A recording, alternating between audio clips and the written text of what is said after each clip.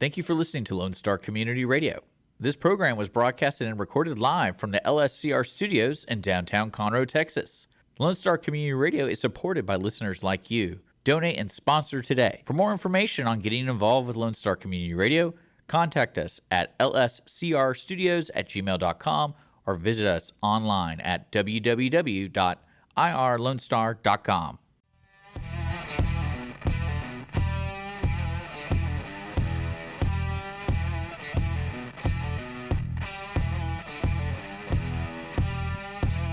Thank you for taking time to cruise in for Car Club Talk.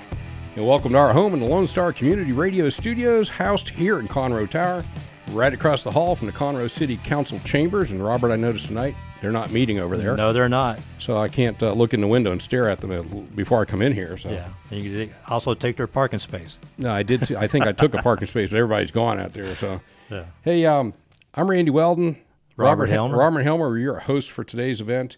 And off camera, we've got our sound engineer and producer, Dick Schischler. He is over there in the sound studio, right? You see him? Yeah, okay. He's over there. All I ever do is hear him snoring over there, you know. Yeah. Hey, Robert, so who do we have on the show today? We got Jeff May. He's the president of Mustang Club of America. He's going to be zooming in, or a phone call, right? Zoom or a phone call, one of the two, whatever works for him. But he's going to get to us from Atlanta, Georgia today. And just coming back, both of us just coming back from Dallas at my very first Mustang Club of America meeting. That was a good experience. I will say, welcome to the national board. You're voted in now. So if anybody doesn't know that Randy's on the board, and I just got elected myself. So that was great. Yeah, and I'm on the youth committee, and we're going to see what we can do about bringing the young people in on this national car club. Yeah, growing the youth. Right. Involved in the automotive community with Mustang Club of America. Hopefully we can talk to Jeff about some ideas and toss them around with him too. Well, that'll work. Who else do we have on here? We got the Crave Girls owners of is that how you pronounce that? Crave Hot Trucks? Yeah, it's the Crave Hot Dog and Barbecue Truck, Willis, Texas. Okay. So they have hot dogs and barbecue. Okay. And so they'll be here because they go to all the car shows. And there's one thing that you really need when you go to a car show is some food and something to drink, something right? To drink, yep. And you're looking around to see what's offered, and you're really happy to see that food truck out there. I think they'll let us know a little bit about what they've got in the way of food on the truck and drink, right. and help people understand how to get them scheduled to come out to one of their events. Plus, they're both car girls. They're both car girls. That's how they got into this, and we'll see how they keep up with all the car show schedules and how they make their decisions on what car shows that they're going to. Yep, yeah, they'll do well. So we'll have them here after Jeff's on. Yeah. I wanted to mention that Cruisin is a show to inform and educate the community on local car clubs and happening events around the area. The things that are put on within Montgomery County, but we've kind of expanded out even, I think, into Houston for a little bit here as well. Well, take the example of our guest, national show. Yep, that's right. National Car Club. That's right. And you just traveled. You're a Houstonian that never leaves Houston, but you just went to Dallas. Right. Probably your first time ever, right? Yeah. Yeah. And I could feel the force pushing me back. It was pulling you back, but in October we're going to take you to a national car show down in Savannah, Georgia. Right. So you'll be down there for at least a weekend, a long weekend. Right, and that'll be a good experience. I'm looking forward to that. Yeah, yeah. What was your experience in that first meeting there? It was pretty interesting, and to see that they're going to give away a Mustang in 2025, and that's pretty interesting to see that. The plans are to bring that car across the country and also create a membership drive for it. So that car will be coming to a car show near you soon. That's the plan. So we'll see how that goes. Giveaway car. You just buy a few tickets and you have a chance to win it. Yeah, and you also have when you buy a couple of tickets, you have a membership coming with that supposedly. So we'll see how that all works out. Yeah, well, hopefully it works out well for the club, huh?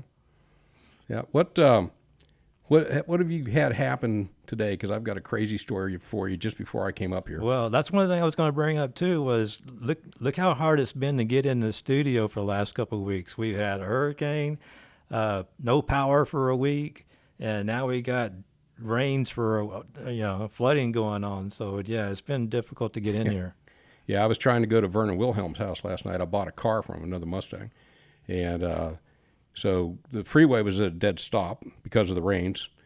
Took the back roads through the woodlands, going down Research Forest Drive to 1488, and they had it shut down because of high water. So they routed us through some of the subdivisions in the woodlands, some of the little villages, and I've never been there. So, I'm trying to call Vernon. I don't have his street address. I know he's in Magnolia. Right. I finally put that into my 1774, right? He's off of 1774. Yeah, I guess that's 1774. It's like Montgomery Parkway or something, or Magnolia Parkway or something. Right. But anyhow, I had to just finally, I couldn't get Vernon on the phone, so I had a GPS, Magnolia, and that got me out of the woodlands and back onto 1488. But I was lost. I grew up here and I was lost. So it's kind of interesting. They add roads and change roads and move things around. Anyhow, so got there, got that car back to the house, I think about 10:30 last night.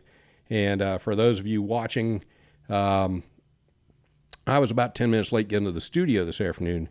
I went out to move that car, dead battery. Thank you, Vernon. You told me that was a new battery. So anyhow, I had to jump start the car, and while I'm jump starting the car, the phone rings. And this weekend, while in Dallas, before I left, I went to see some of my hotel customers. One of the hotels I stopped at was the La Quinta Inn and Suites, a brand new property. I think it's about 3 years old, up in Louisville, Texas. It's the general manager. I left a card for him, and he's calling. He's like, "Hey, man, I'm calling. I wanted to thank you for stopping by the property this weekend." He said, "I wasn't there. I'm sorry about that." But he said, I wanted to catch up with you, not business related. I wanted to ask you about this, what kind of Mustang do you have? And so I'm telling him, and he's like, "Well, I used to be the president of the Fox Body Mustang Club here in North Texas." Yeah. So anyhow, it kind of an interesting conversation. It took a twist real quick, just instantly to cars. Yeah. So Ian Guzman, giving a shout out to you, man. My next trip up to Dallas, I will stop in and see you. But I appreciate your phone call. And the Verlin, that's only 5 minutes later than normally he gets here. Well, that's improved from my usual 30 minutes late that I used to be all the time. So we have Lauren and Adrien coming on. So the Crave Girls. The Crave Girls. Yeah. So get their names out there. Yeah. Okay. So Jeff Mays and Adrien and Lauren. It's Adrien Klingbeil and Lauren Miles. They'll be here. What have you found in automotive news this week? Anything? Well, let's just go to the events announcements, and we'll have we have the Northside Mustang Car Club hosting an open car show in November the 2nd at Bull Salas Park. That's over in New Caney, right? It's over in New Caney. The zip code is 77357. This is a pretty big show. It's open show, like I said, and it has covered and outside parking. You can register online right now. It has 54 classes. Over 170 trophies are going to be given out. And you can go to carshowfun.com to sign up for this show. And have we ever talked about David, the inventor of Car Show? Yeah. No, we need to have him on here sometime. Yeah, we sure do, because that is a great program he's invented. So he's invented a judging program called carshowfun.com. You can look it up online. But basically, you walk around with your phone, right? You judge the car. You have your little categories that you're ticking off and giving points on. It automatically adds those points up. Right. And then at the end of when you're done and you submit that, if I'm not mistaken, I don't think they any longer send a text message letting you know your car's been judged. I don't know. That's off and on. Yeah, they used to, Yeah, but it was costing some money or something like that. But the tally's instant. Right. And so by the time you get back to the judging, there's no question on it. Right. It got judged the way it is. It's all totaled up. It added up correctly. Nobody's questioning any points or anything like that. And it's real easy to get on there to register your car. And once you're registered, all you have to do is show up. They put you they park you where they can. You're already set. They acknowledge you're there, and you're ready to go. And then after the judge comes out and judges your car and tallies, that program knocked about 3 hours of working time. It's for the registration table, it knocked about 3 or 4 hours out. It's instant. All you have to do is monitor the program, and you just watch your car show, in progress. So it's really, really great. Yeah. So we got to have David on here sometime. Yeah, we do. We have to find out how he all designed that. I know he began with an Excel sheet. That's how he started. Well, all these spreadsheets are Excels, right? Yeah. I mean, all these databases are Excel sheets initially. So what's it evolved into now is really amazing. It looks nice. Yep. It's easy to work. Hey, back to that show at the Willis Park. You mentioned there's indoor parking. Last year, once the show went online live, and it just went online last week, if I'm not mistaken. Right, or actually, this week. Yeah, then it was that indoor parking filled up incredibly fast. And I think, if I'm not mistaken, right now we've already got 14 people signed up. I don't know the actual count right now. I don't know if it's filled.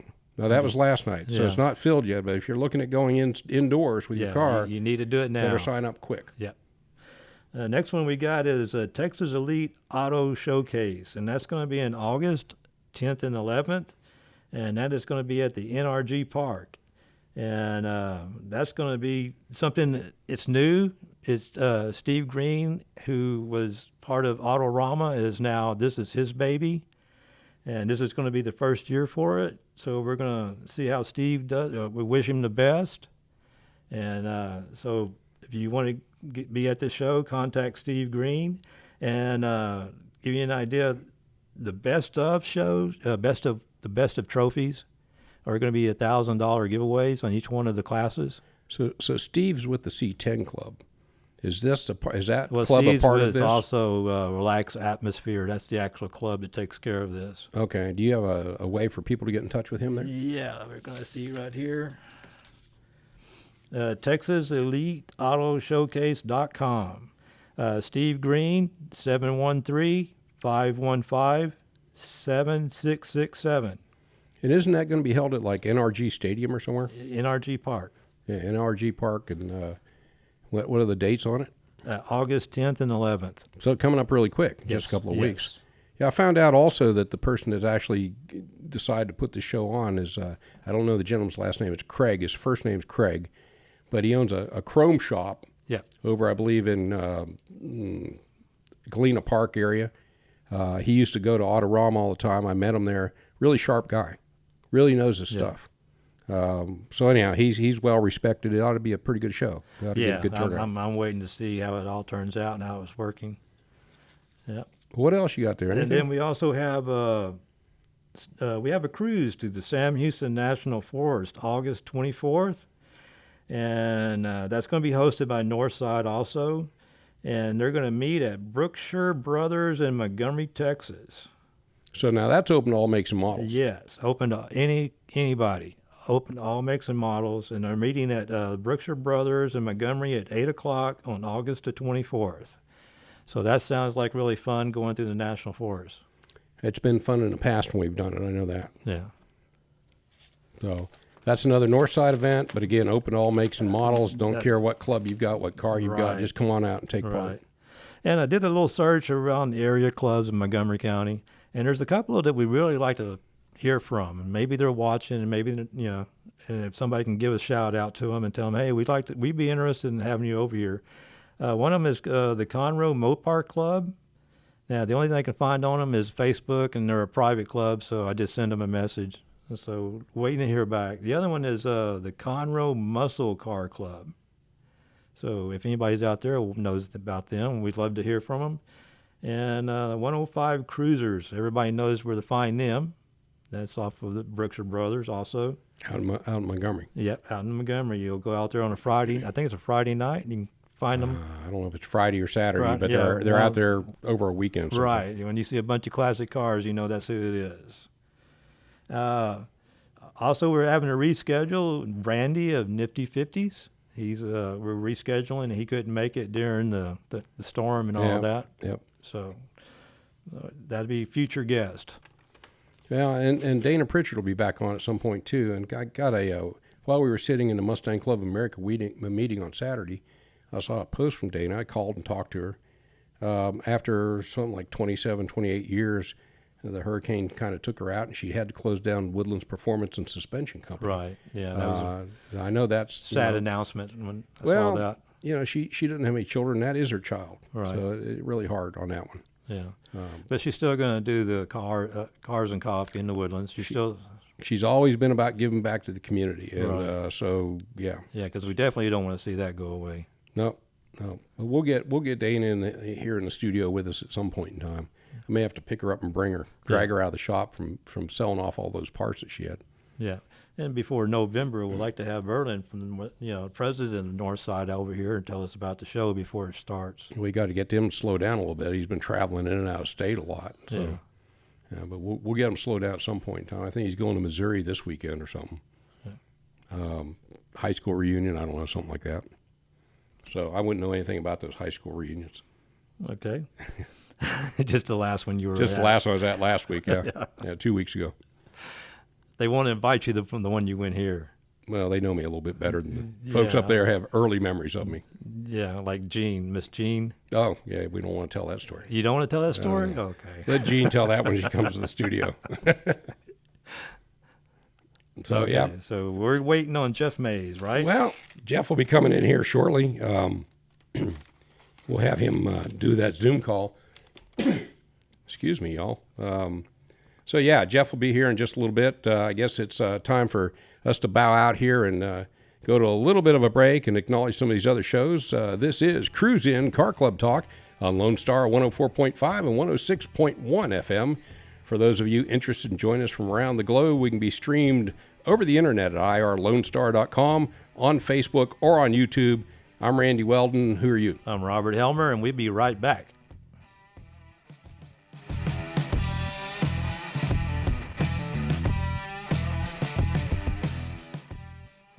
Car enthusiasts of Conroe, FM 104.5 and 106.1 Lone Star Community Radio invites you to shift into gear every Monday from 1 to 2 with Cruisin Car Club Talk with Robert and Randy for news on all things automotive in the greater Houston-Conroe area.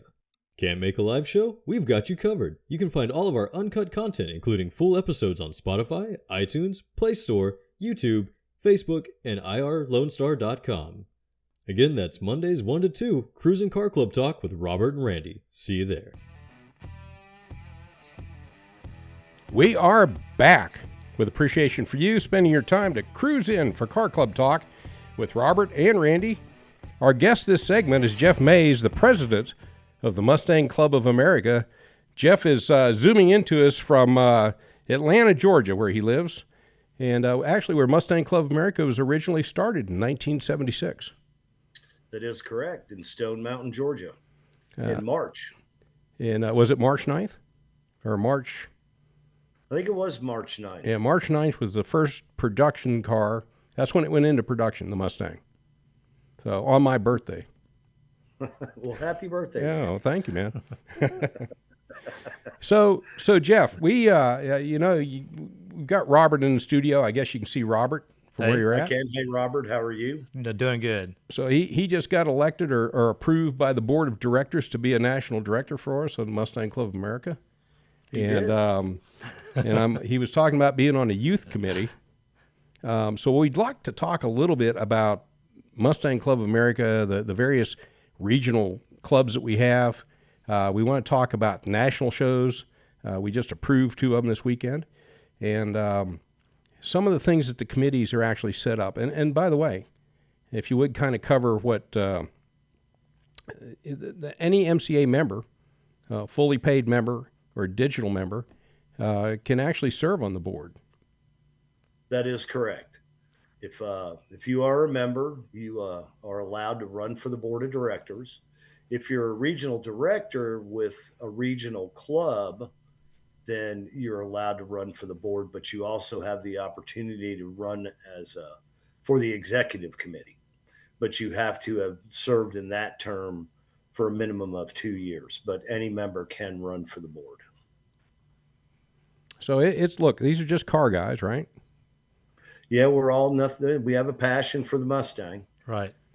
There are some of those who own a different brand as well as a Mustang that are loyal to the club and have been with the club since its inception. We have we have quite a few people that are still with us since the inception of the club.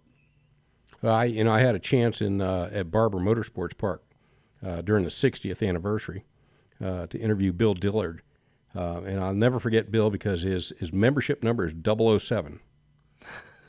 That is correct, and Bill is a great asset still to this day with the club. He was there when the club first formed. He was there at the first real meeting when the club was incorporated.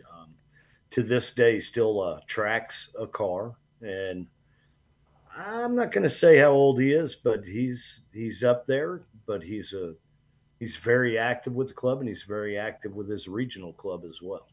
He's got some great stories too. The club started like anything else with a group of like 7 to 10 guys, something like that, and started in somebody's house until their wife threw them out and made them go to, I guess, somebody's grandmother's sewing shop when she closed in the evenings. Yeah, and that is correct.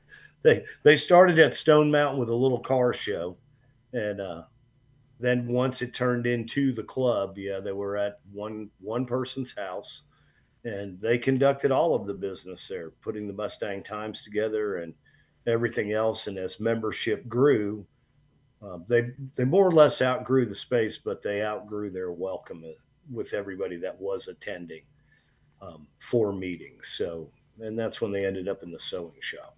Well, like all of us, we have a tendency to collect memorabilia that's Mustang related, and I think that outgrows our houses at some point. Yeah. What made them? That's why we have storage, Randy. That is why you have storage. What made them actually think national?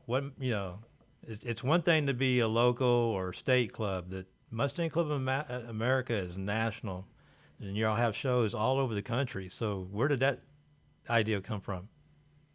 Well, actually, Robert, we are worldwide, and we're in, I want to say, I think it's 15 different countries. But as far as the national show program, that it initially started here in the South, and we started doing just shows at Stone Mountain and a couple of places around Atlanta.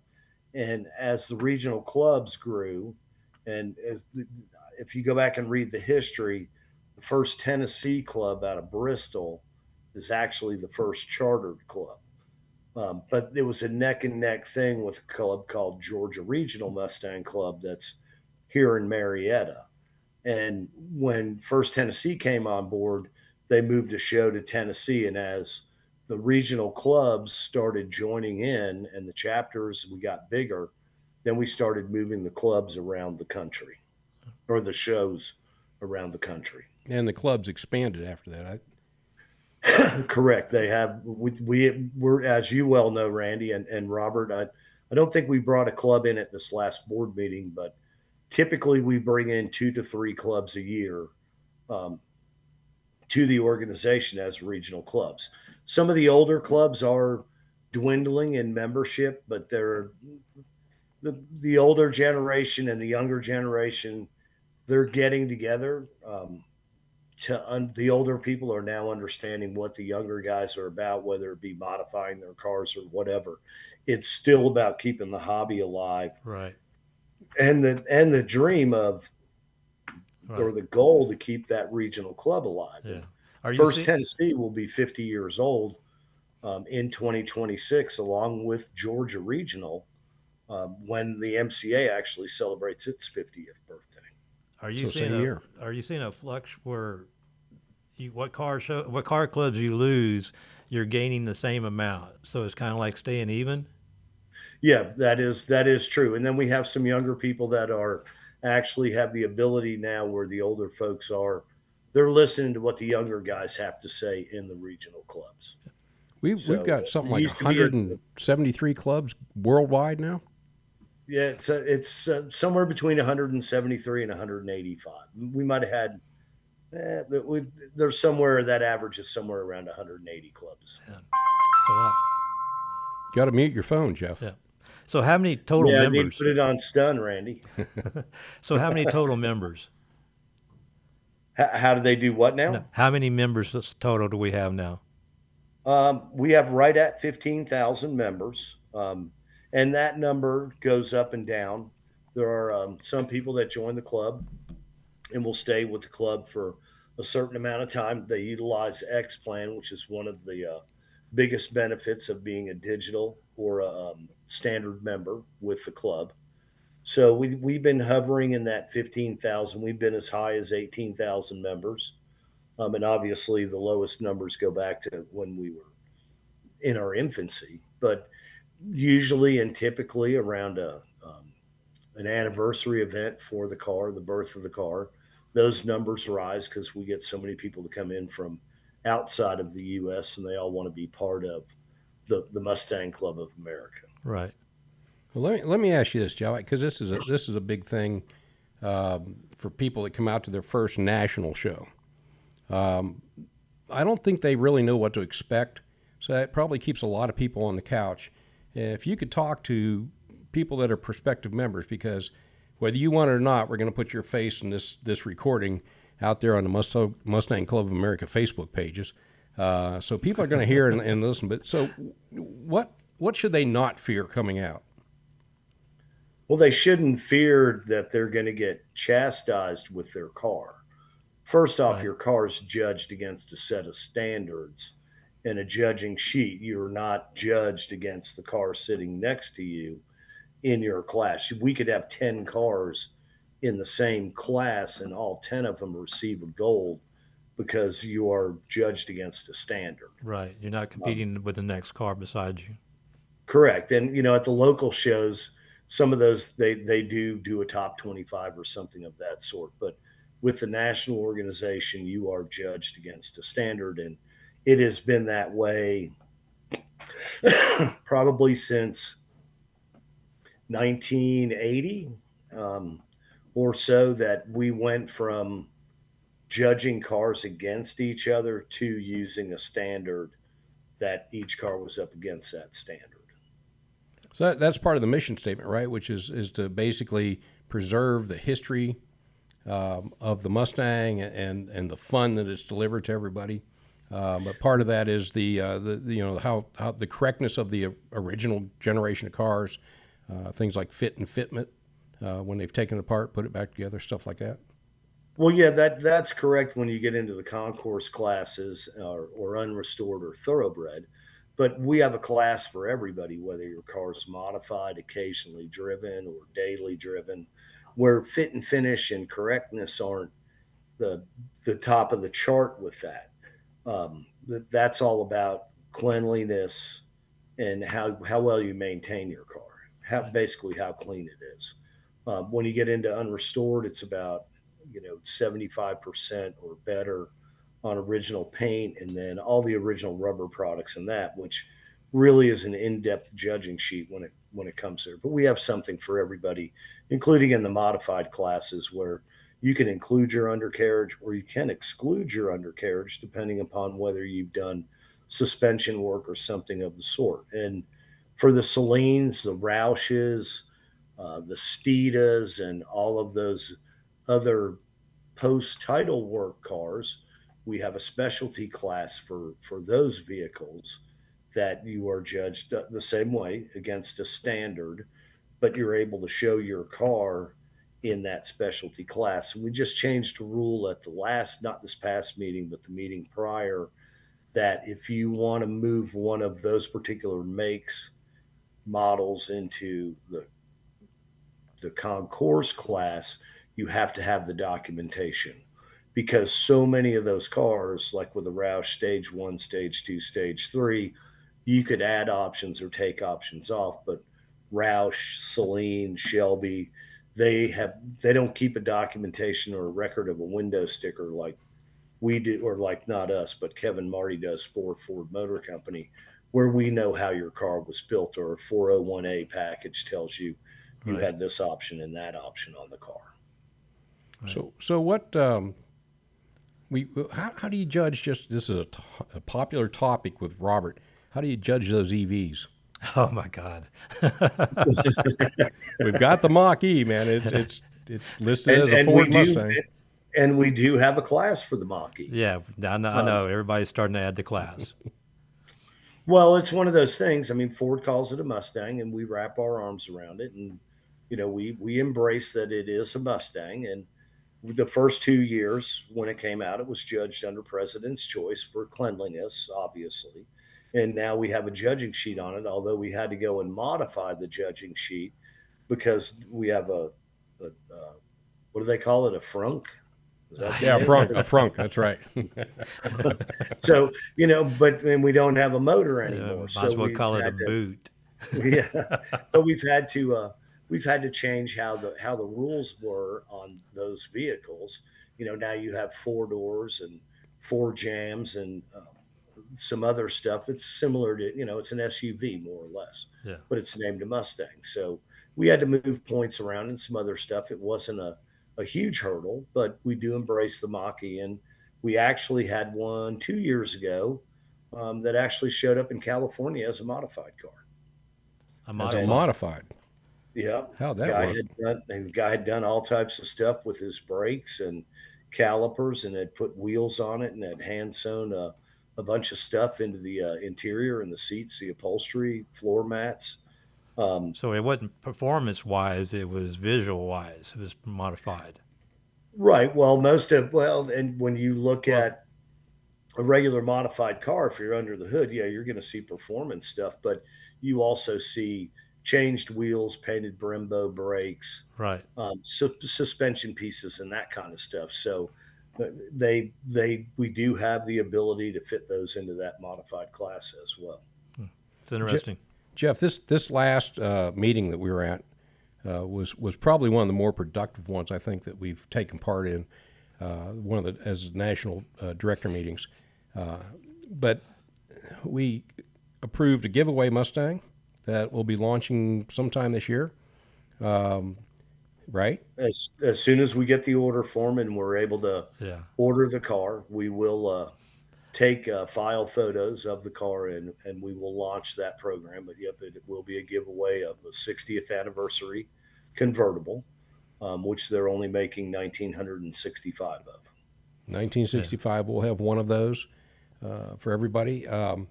Wait a minute, Mary. Not for everybody. For one of those for everybody to take a chance on, right? To take a chance and buy a ticket on.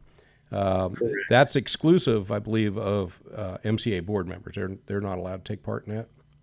That is what we discussed and voted on, is that the board members will not be able to win the car. We can participate as a donation into the car, but we cannot have our names in the drawing. Yeah. What the other two things that we got out of the way this past meeting, we approved 2 shows. So one of them's for 2025. I believe it's back at Ozark International Raceway. It's going to be a national car show and a track event. Correct. And then the other one is 2026, the 50th birthday celebration for Mustang Club of America at Road Atlanta. Or at least is that where it's going to be, Road Atlanta? Yeah, Michelin Raceway at Road Atlanta in Brazelton, Georgia. And again, that'll be a national show, and that'll be a track event. It'll be a judged anniversary show with a track event, similar to what we did for the 45th anniversary of the MCA. There's a lot of discussion on possibly moving the show to the Midwest or even going further to the West, but the roots of the club are here in Georgia, and 80% of the population lives east of the Mississippi, and basically our membership kind of falls the same way. And we're not trying to cast anyone out that may live west of the Mississippi, but with the club being organized and based in Georgia, we felt that Georgia was the right place to hold the 50th anniversary for the club. Well, and to me, one of the coolest things that was discussed was possibly having a backroads cruise from the track over to Stone Mountain, where the very first show was held. Yep. And where the first meeting was held as well. That seemed to get a lot of interest on Facebook. We had a lot of likes on that, so I hope that actually materializes. Well, I think that we have plenty of time to make that happen. And we have plenty of time with the track and what they have proposed for our time at the track to be able to maybe set that up on a Thursday. And that's why we're doing this in the summertime as opposed to doing it in March when we first signed the letters of incorporation. just so that everybody can take this as a vacation and enjoy the entire week with the club for the 50th anniversary. Well, I'm certainly in. I was at that last event that was at Road Atlanta, and that was a blast. It was a lot of fun. We had just come out of COVID, and we had about 300 cars show up for the show, and I think I had gotten 128 people to sign up to drive on track for each day, which is a lot of cars on track. Ford Motor Company showed up and brought the brand new GT500 and the Mach 1. It was the GT500, and they brought a GT350. They did bring a Mach 1 to that show. Yeah, they did. And they did bring a 350, though, also. Yep, they brought 3 cars, and they gave rides around the track the whole weekend. And I think everybody had a blast. There was plenty of camping. There's plenty of RV hookups. There's all types of things for everybody, and the infrastructure has grown like crazy around Road Atlanta. It's in the fork between 985 and 85, so there's a lot of things to do on either side, east or west of the track. There are, and there's plenty of hotels out there. Yeah, plenty of hotels, plenty of places to eat, and we utilized a ton of those hotels for the 45th. So, and Chateau Alon's there if you want to go on a wine tour. Yeah, if you're a golfer, you can play golf at Chateau Alon. Yeah. And when you're having these national shows, the local car club is who you pull from for support, right? As far as that volunteers. Is correct. Yeah, that is correct, Robert. If just like we did at Ozark, we used the Midwest Blue Oval Club came to help, but the MCA really took on the biggest part of that with 2 national directors actually chairing the show and getting everybody parked and the rest of it. But when we did Barber just this past April for the anniversary of the birth of the car, we had Georgia Regional help. We had the Heart of Dixie Mustang Club help, Magic City Mustang, and the Central Savannah River Area Mustang Club. Those 4 clubs all participated. All worked equally together, right? Yep, they all came together and worked, whether they were stuffing goodie bags and registration packets, parking cars, whatever was needed. But those 4 clubs came together, and 2 of them were out of the state of Georgia and 2 of them were out of the state of Alabama. Right, because I'm imagining putting on shows like these, it takes quite a few hands on deck. It does. It takes a small army, and I want to say we had about 125 volunteers for Barber Motorsports Park. That's good. You had a heck of a turnout, though. You had somewhere around 2,000 cars, I think, come out there. We had a little over that. We had about 2,500 cars show up, and we had we almost sold out the track for the 3 days that we were there, and had a great area for an autocross, which was behind the manufacturer's bidway, and we actually had 265 people drive their cars on the autocross track. Well, and then in addition to that, sometime during the event you have parade laps. So anybody that's come out there can come onto the track. Absolutely. They can drive on the track. They're not going to drive at speed like the licensed track drivers, but they can drive on the track. No, but they'd like to hang back and try to go that fast. Right? We have it happen every time. Yes, we do. But yes, at Barber we had an hour to go out and do parade laps on Sunday at the end of the show. And I want to say there was about 90 people that participated in that. When we did the 45th anniversary at Road Atlanta, had 93 people go out on Friday afternoon, had 95 people go out on Saturday afternoon. So the car show guys and the people that do not track their cars, they really love the ability to go out and drive around the track and not feel intimidated. Right. Now, look, all these events that Mustang Club of America puts together, it's all for us to get together and have fun. From everything I've experienced, you end up meeting people that become lifelong friends, and I've met people from around the world, from Italy, from France, Norway. I've met people from all over the world because of Mustang Club of America. And so, you know, when people, once they join, they come out, we just need them to come out and take part and experience some of the fun, I think is do you have any other message for these people that, you know, come out and see us or whatever? Well, we're one big family, and that's what it's really all about.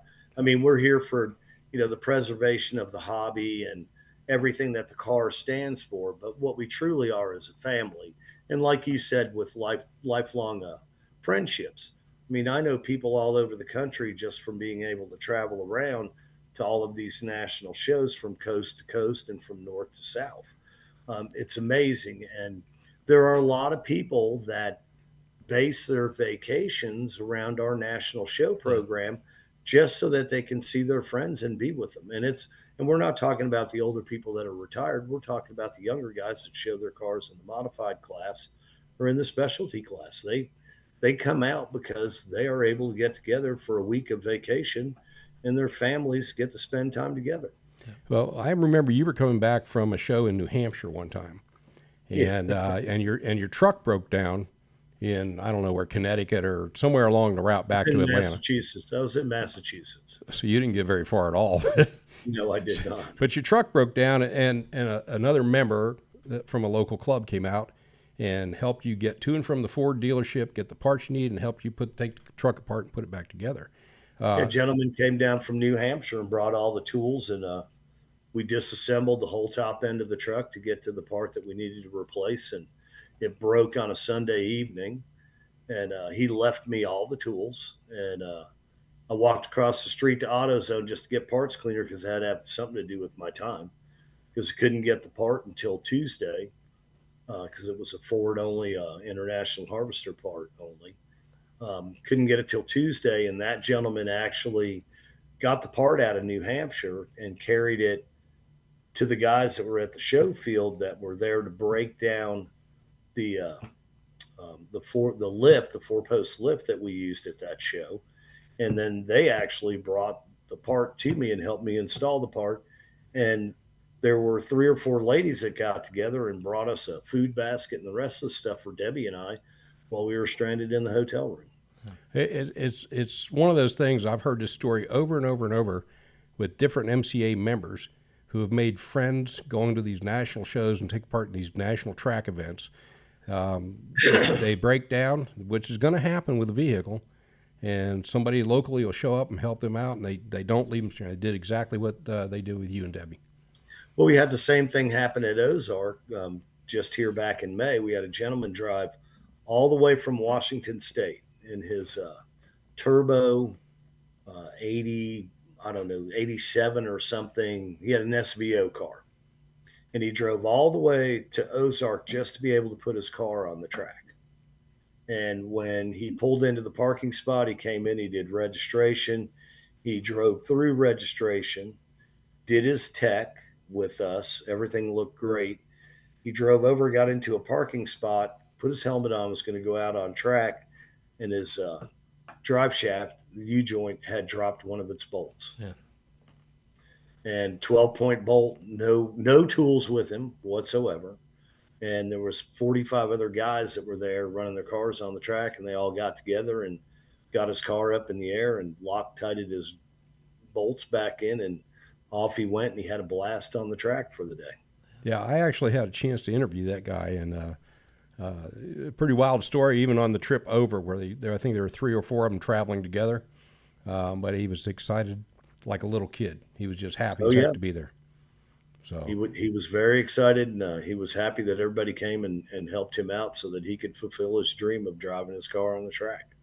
Yeah. Well, Jeff Mays, president of Mustang Club of America, we can't thank you enough for zooming in with us today. How do people get in touch with you? How do they find the Mustang Club of America? They can go on the internet to mustang.org. And then we do have 2 Facebook pages. And I know you can do a better job at giving those address. One is a Mustang Club of America group page. And yeah, we've got the social club page, which is the official page. And then we've got the Mustang Club of America group page. And the group page, you can ask tons of questions on and get a lot of help on that page if you're doing a restoration and you're not on one of the other sites that are directed to your generation or your year model of car. But there is a lot of help on the Facebook page, as well as on our website in our forums, where you can ask questions and get a lot of help in the forums. Well, Jeff, we thank you for coming on. We're going to have to get out of here for give the radio station some recognition. You have a good one. We'll see you somewhere out there on the road.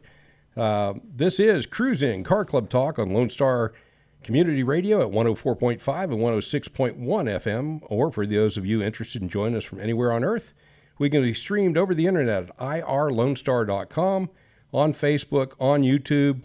I'm Randy Weldon, this guy. Robert Helmer, and we'll see you next time. And Jeff, you take care. All right. Thanks, guys. Have a good one. Listen in Mondays at noon to hear Conroe news from local nonprofits, businesses, upcoming events, Conroe Park events, news stories, and information that matters to you with your host, Margie Taylor of Taylorized PR. For more information about being a guest, visit irlonestar.com/Conroe Culture.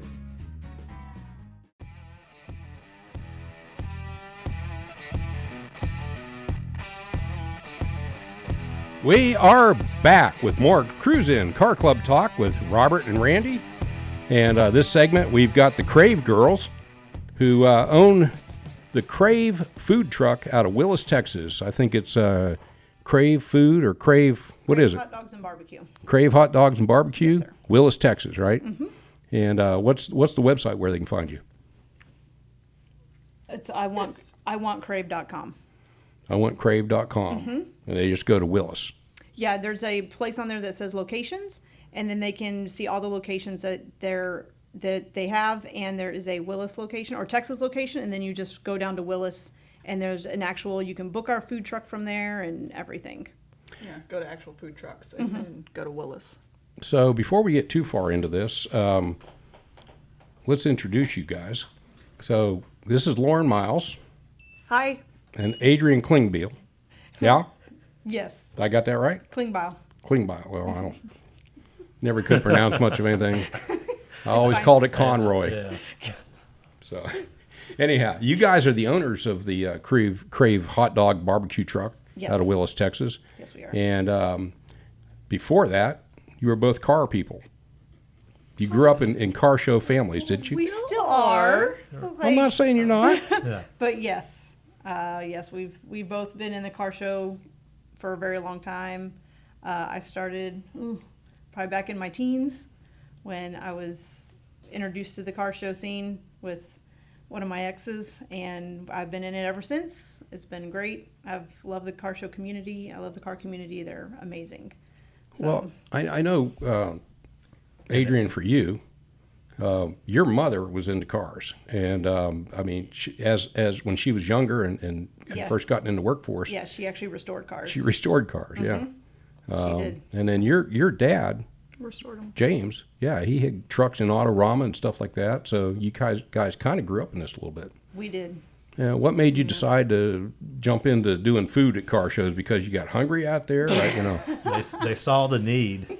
Yeah. Well, there is a need. You Yeah, have a need, you there's- feel it. There is a need, but I think we just wanted to try something different. We've always been in the corporate world. Well, I kind of still am, but I mean, we just wanted to try something different. We both love to cook. We love to bake. We just wanted to try it and see how it goes. And so far, we've been doing pretty good. We've been extremely busy, very, very busy. The truck's usually on the road quite a few days a week, every single weekend. So we're getting out there. Well, speaking of that, how do you pick which event you're going to? That is trial and error. Yeah, in the beginning, it was just basically take everything and then whittle them out from there to see, okay, what's, how many folks are going to be Yeah. there. If you've got 10 folks, it's not really justifiable to Okay, to so go what car show are you going to definitely go to all the time and repeat?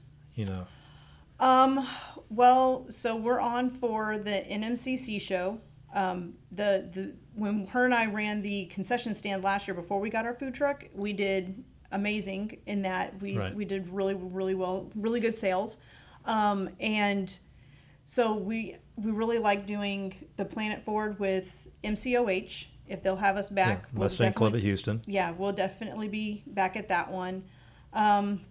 We've done a couple other ones. We do TWCC. It's not a car show. It's just Right. cars and coffee. But Dana brings us out every single month, Yeah. and she loves it because we actually serve. Especially since Starbucks is not there, that was a great sight. Yeah, yeah. Well, I mean, even people just love because normally we don't sell breakfast, but for her show we sell breakfast. Right. For everybody that wants to come out and get breakfast. I think from it's us. been a great change too to see y'all there.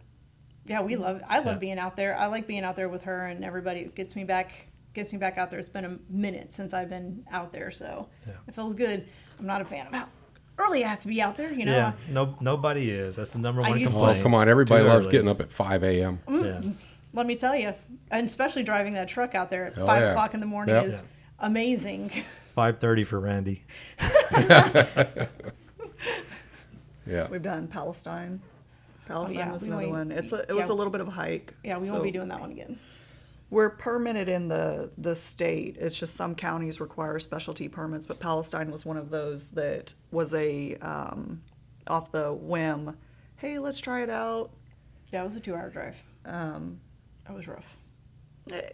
I mean, it wasn't utterly bad. It just, you can tell who puts on some of these car shows and the amount of detail put into them and Promoting. the promotion that goes into it on actually getting cars out and getting the support of the community. And theirs wasn't like the ones we see here. Right. Yeah, it wasn't. They told us one thing and it wound up being something totally different. Right, because I know you have a cost in order to get there. Once you're there, I'm sure you got a limit you got to have to make in order to pay for being Oh there. yeah, I mean that does factor into Right. when we choose events, because I mean we don't get to, our truck does not get to plug in. We run a generator the entire time, so we're burning fuel the whole Right. time we're there. A lot of food trucks can plug in, but we can't do that. Right. So we take that into account. That truck gets 7 miles to the gallon. So we have to take that into account. Then we have people on the truck that we have to pay salaries to and pay them. And I'm sure you So- don't want any waste in food either. So anything you've already prepared, you need to sell. Yeah. Well, or it gets thrown away because the local food banks will not take opened food. That's Right. the other challenge too, is it's a lot of waste. Yeah, we have to be really careful on, like, when we're doing events and we have to know when the closing time is, and we're like, okay, her and I decide, well, do we put something else on? This ends in 30 minutes. Do we go ahead and prepare more food, or do we just tell them that, hey, You're out. we're Yeah. out, And so it just depends on how busy we are, if we're going to make that decision or not. Yeah. And her and I usually will make that decision together. So, So, for a local car club or somebody that's going to put on a show, they do what to find you? How do they find you all? They can find us on Facebook. We're on Insta, which I know absolutely nothing about, so I'm not even going to do a plug there. Yeah. But yeah, we're on the Book of Faces. It's also under Crave Food Truck, and we're hyphened with Willis, Texas. yeah. And they can always email. They can email us. They can email us at cravefoodtruckwillistexas@gmail.com. Yeah. And I guess you'd rather be scheduled in than just showing up to an event, right? We won't show up We've without being never- scheduled. Okay. Never It's- done that because we don't know what's going to Yeah, happen. you They don't can want- just turn us away for all we know, and we're like, oh, we just Yeah. wasted Well, you don't want gas to get 5 here. food trucks there at the one event. Exactly. You definitely don't want that. It's not only good. It's just not a good look for other food trucks. It's not fair to them. They're not Right. going to make what they need also to Yeah. sustain. But it's not good for the actual car show either to have that much That many food trucks. foot. Yeah, and a lot of foot traffic in front of the trucks also takes away from the. Yeah. cars. You also don't want them too close to the cars either because, Exactly. you have a grill going or something, you don't know if the oil or something's going to come over on them. I had that happen. That Mustang Cruisin thing they used to do in Dallas. The wind was blowing. My truck was parked beside the food truck, and it was covered in grease Right. when I left. I mean, covered in grease. So the good thing about us, we're fully enclosed. We have no grease. Yeah. We're fully. Everything is baked on our truck. We don't fry anything. Or nothing is fried on our truck. No, So everything's done in not pressure. steam? The air fryer. The air fryer. Air fryer. Yeah, everything like our fries and everything are cooked in an air fryer. So let's talk about the food. What you have hot dogs, obviously, and you have Yes. some barbecue. I know I've only bought from you guys once, but I got a Chicago dog, which is really good. What else do you have? So we've got, of course, that's our take on the Chicago dog, not the one that you would get up in Chicago, but we've got Memphis dog, we've got a Cubano, we've got a nacho dog, We we've have got. a New Yorker, a slaw dog. Okay, I gotta ask Yeah. about that. What's the nacho dog? So the nacho dog. It's not Joe Dog. Yeah, man. it's not show dog. It's crazy. It's one of the better ones too. At first, I don't eat hot dogs. I don't. hilarious. But I hear they're amazing. But yeah, the nacho dog was one that I looked at and I'm like, oh. And it turned out that it's actually really good. So it's the all beef dog, and then it's basically nachos built up on top of the dog. So it's Pretty much nacho what it chips, says. it's Yeah. queso, it's tomatoes, onions. You've got a drizzle of sour cream on it. Mm-hmm. But yeah, it's what you would think A nacho dog would Okay. be. nachos on a hot dog. I Yeah. have to try that next time y'all are out. And you do, obviously, the dogs. Do you have a Houston dog? We have We have Houstonian. We do You have have the Houstonian Houstonian. dog. Yeah. All right. What's on that? It's got So- brisket, pickled jalapenos, and barbecue sauce on it. Yeah, brisket on the hot dog. That's Yeah. right. You got double meat on that Yeah, bad boy. I got to try one of these at the next event. Yeah. And that's one of the no. better sellers Yeah. too. So is our cheesy mac dog. It's got macaroni and cheese, shredded cheese, and bacon on I it. know I'm out on Okay, that. yeah, And I am barbecue too. sauce. Nah, that It's one's- heavy. It's really heavy. That's it's more heavy, like bar but it's- food. It's good. People like it. What do you have in the way of barbecue? Brisket, obviously. Yes, we have brisket, pulled chicken, and pulled pork are the three that we have. And we usually incorporate those into our hot dogs as well. So French fries. we do have French fries. We have giant pretzels. We have corn nuggets now. Those are my favorite. Yeah, one of my favorites too. Normally, They're amazing. Yeah. I'll make those for you next time. yeah, All right. we do loaded fries, chili cheese fries. We have pulled chicken nachos. Those are a really big hit. Everybody really likes those. What else do we have? I think that's it for the We have barbecue sandwiches, Yep. pulled pork. we've Pulled got, chicken we've got all three sandwiches. barbecue sandwiches. Oh, we also for like sides we have like coleslaw, baked beans, baked fries, Potato salad. potato salad. And your beverages, I'm assuming y'all don't sell alcohol. We do not. We don't.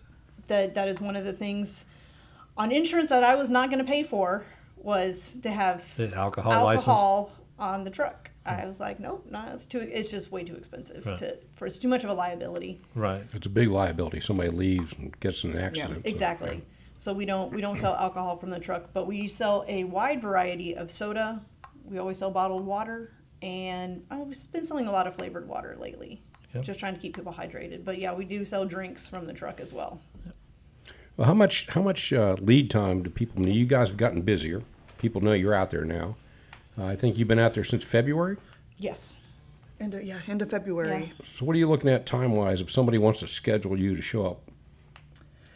They need to book us like 2 months in advance. At least 2 months. I mean, we're already looking at August is pretty much. I think we've got 4 days left in August that we're available. September is starting to shape up that way. October we've got a 3-week festival we'll be at, so that month is kind of Already taken. ate up, and then we're already booking for November and December. So I would say at least 2 months in advance. I mean, Yeah. here we are July, and like I said, we're already. So are we talking the whole October. week, or are we just talking Friday, Saturday, and Sunday? We'll book, Oh no, we'll book. We're anything. we're booked weekdays too. Weekdays Yeah. also? Oh, yeah. Oh, okay. Oh, yeah. Yeah, we go out to neighborhoods. We do schools during the week. We do, again, most car shows are on the weekend.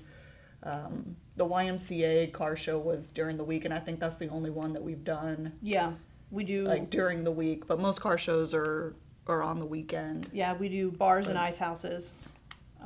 We're pretty regular at Kirby's Ice House right now. We're there at least once a week, Right. and they go. And until they've had a 1. couple of car shows there too. Yeah, yeah. So, and then we've been to We've been to Little Woodrow's. So we've been there during the Cars and Cocktails. Right. So that's usually been a big hit as well over there. So Yeah, we get because out there. I believe all they have is pizza inside the actual facility. So It's Yeah. typical bar food, I think. Yeah, if they have beer and like one other item. right, I mean, pizza right. and one So other a item. food so truck like, out there was probably real welcomed. Yeah.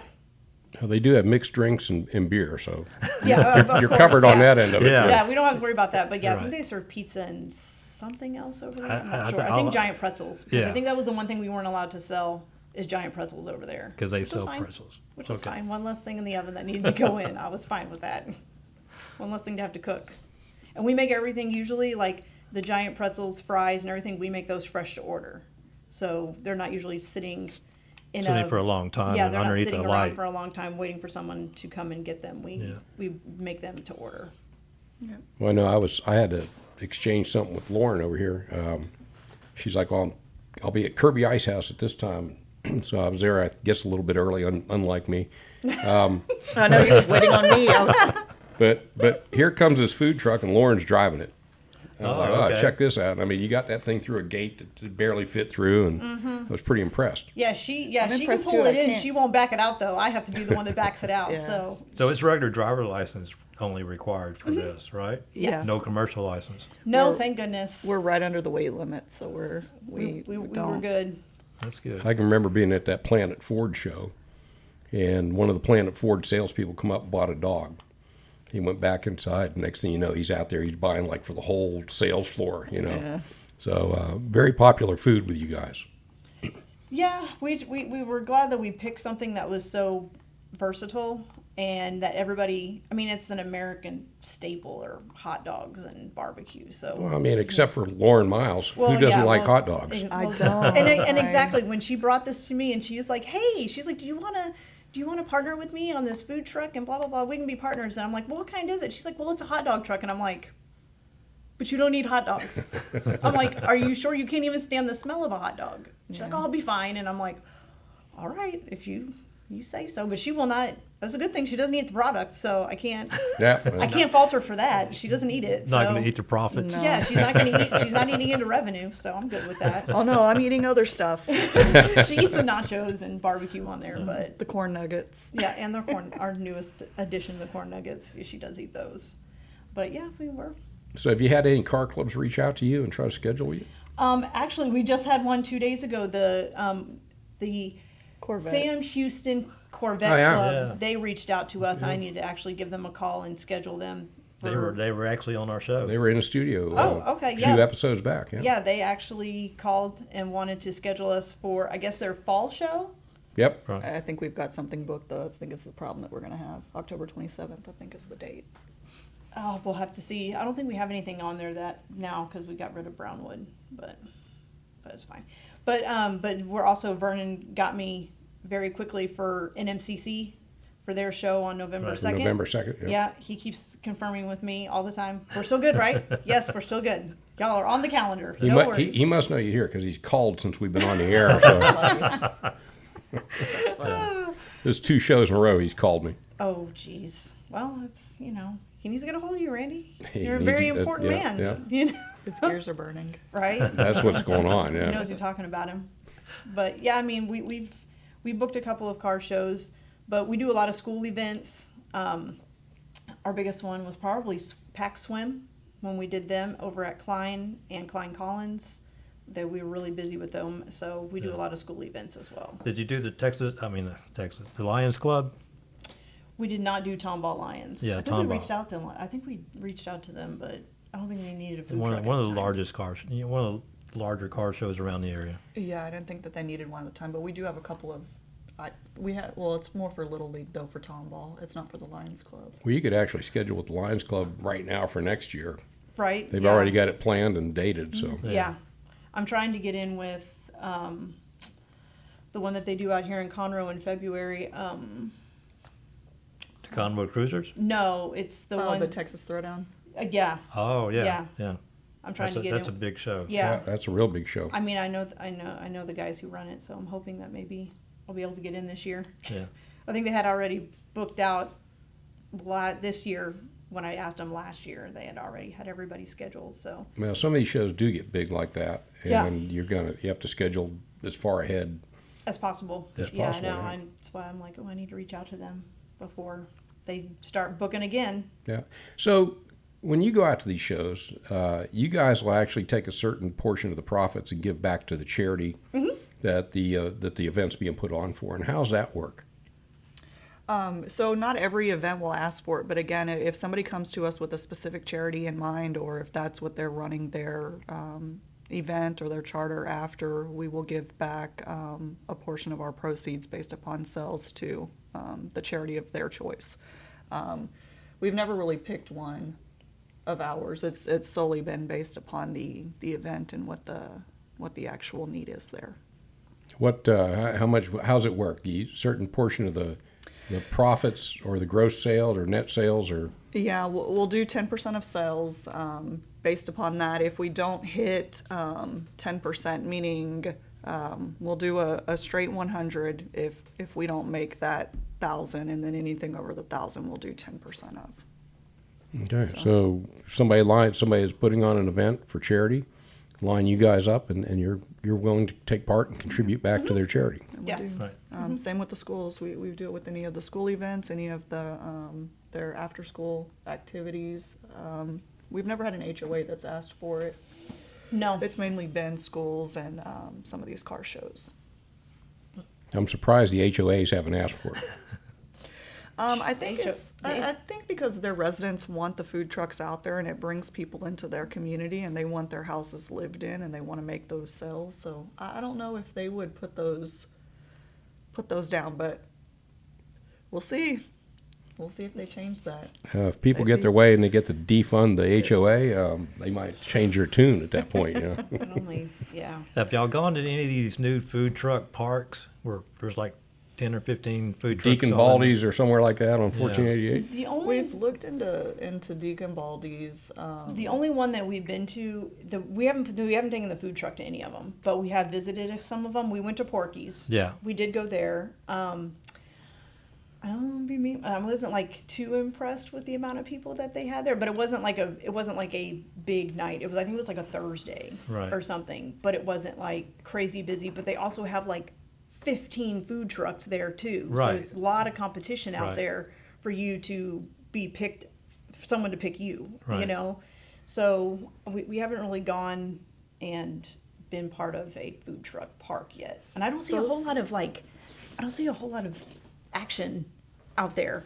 But during the flood there was, when the power was out, there was plenty of action at food truck parks, but not. Yeah, but I think it's challenging though, because most of them are on a 31 day They want you to pay rent. rotation, and they want the rental fee, and they want you there. And if you're not there, you still have to pay. So it's kind of one of those things where we book out during the week for all these other events, so it's challenging for us to pay, $1,500 to go sit in a lot, and whether we're there or not, it's just not, it doesn't make sense for us. But again, it also too depends on the size of it. Like Porky's, like Aid was saying, there's so many others there, but you've got some smaller ones that you could do. But again, if you're not there, you're still paying to play. Right, and if they don't have the crowd, Exactly. yeah, you're not making the money. Exactly.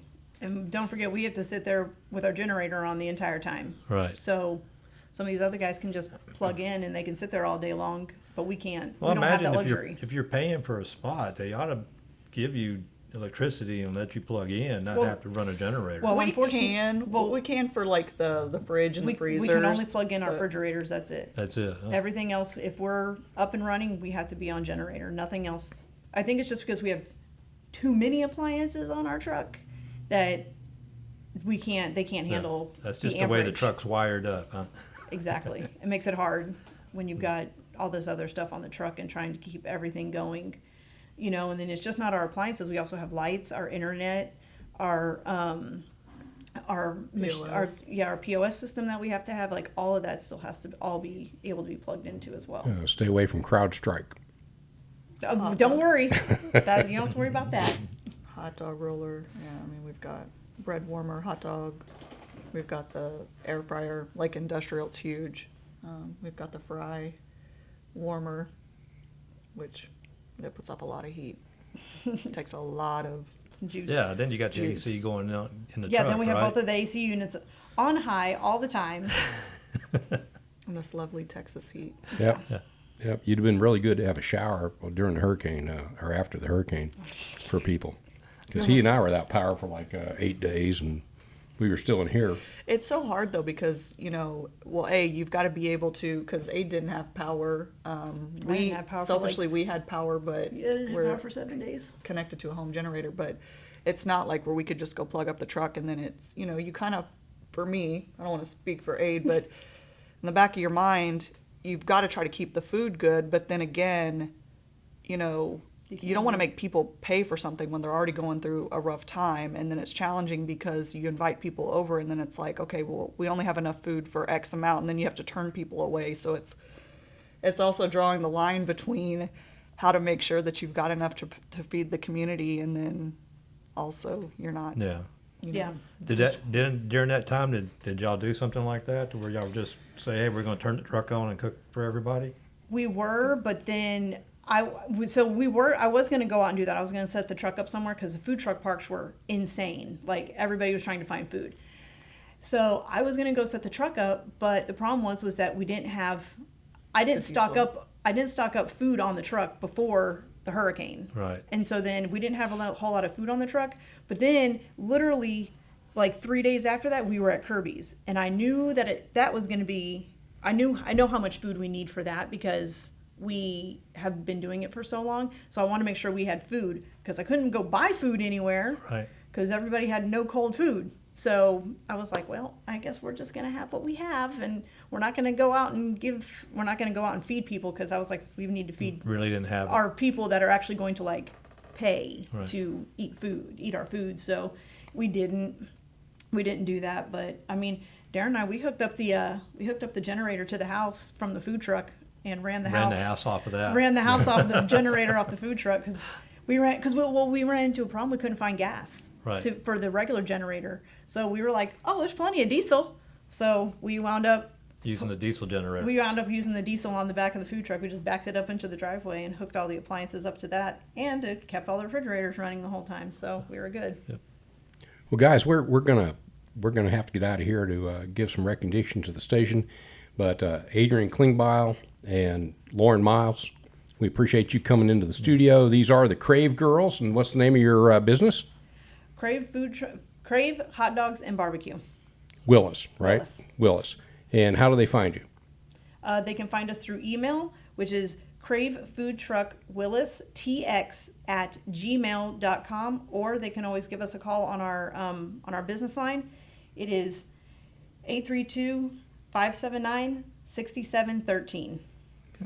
All right. They can also reach out to us on Facebook and Instagram as well. All right. Thank you guys for coming. We Thank appreciate you. you coming in. And that's it for this episode of Cruisin' Car Club Talk. I'm Randy Weldon. This is Robert Helmer. And way over there in the sound booth, he's not snoring anymore, but Dick Schischler, he's awake. We haven't bored him to death yet. We are broadcasting from the studios of Lone Star Community Radio at 104.5 and 106.1 FM. Streaming worldwide on irlonestar.com, Facebook, and YouTube. We will see you, or look forward to seeing you. Yeah, and drop us a message. Let us know you're watching. Next episode.